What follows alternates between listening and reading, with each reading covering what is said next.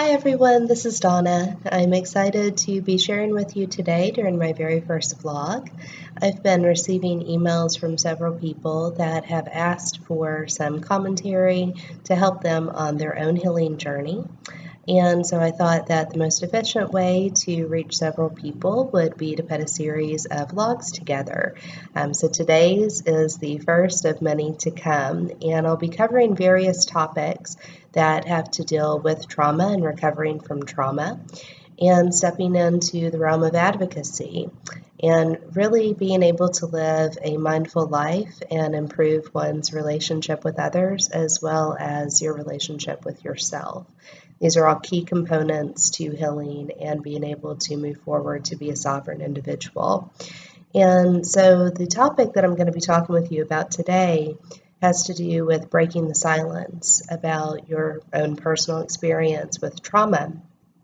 And I think it's important to address this because I think that oftentimes so many people don't feel empowered to be able to speak up about their experience, going through a traumatic event, because they carry a huge weight of shame with them associated with that.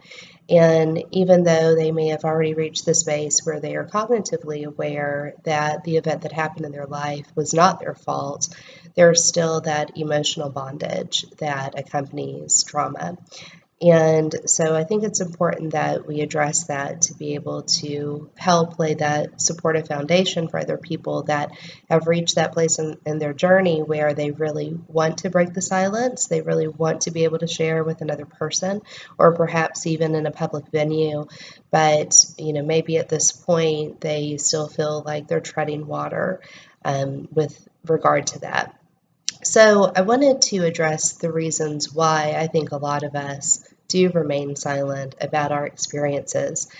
And I think the root that it comes down to, beneath all the shame and beneath the guilt that we may hold on to, that other people have told us that we should feel, is just that fear of what other people would think if we were to speak our truth.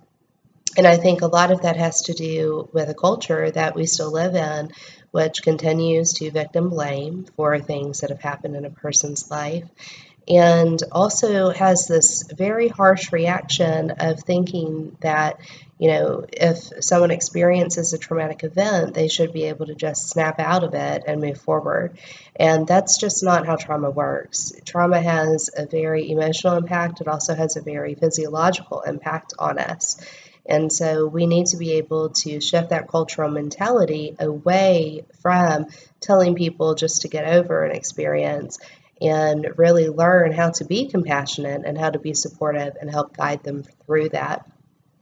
I think that eventually we reach the place along our healing journey, and this is what happened with me specifically, where I realized that there was a greater good to the pain that I had suffered through and that others had suffered through as it related to my perpetrator.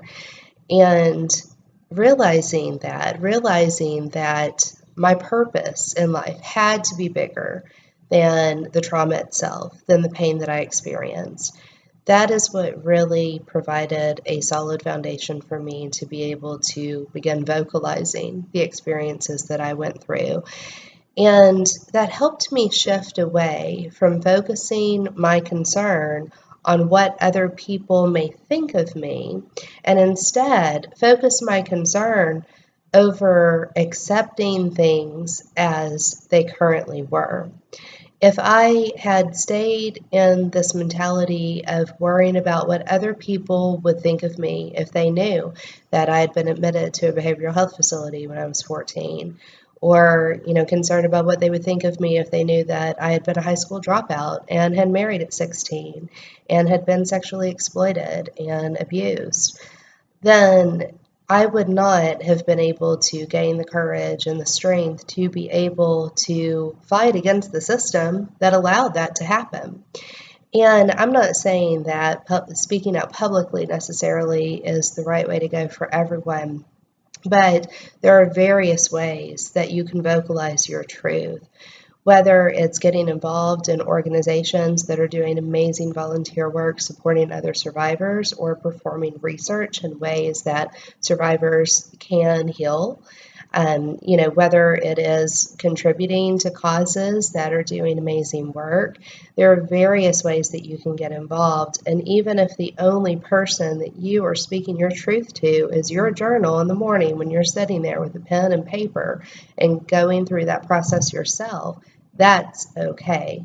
The point is that you are allowing yourself to experience those emotions that you have held within you for way too long. And once you allow yourself to experience those and to release those, that's when the weight of that is able to lift and you're able to find the divine purpose behind any experience that you've gone through.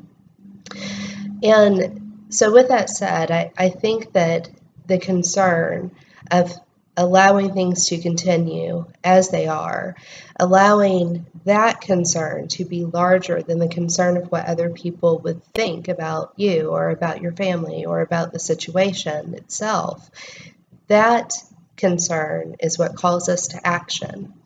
And when we're called to action, then those fears begin to release because, in my case, once I began advocating and I began speaking out, I was terrified at first. But I started having such amazing supporters that began surrounding me and uplifting me and allowing me to just be as I was in the moment. I would have times where I was very strong and I, was able to talk with our legislators and ultimately change the law in Kentucky as it related to child marriage. And behind closed doors, I would be a complete mess and cry and not want to get up out of my recliner for days. Those that were closest to me knew that I needed that space. They knew that I needed that ability to experience the emotions that I was experiencing and release them because it was part of the process. And the speaking out allowed me that avenue to have that safe space where I was releasing, and I was honoring my own courage during that process as well. And by honoring our courage, and honoring the experience and the emotions that we have from the experience, that's how we embrace our authenticity. And when we embrace our authenticity and realize that we are doing the very best that we can in that moment, that's when those doors start opening to help bring about change. And so what I'll leave you with is this. I think that it's critical to understand that when we look to advocate for change, it's not just the masses that we are advocating for. It's the individuals within the masses.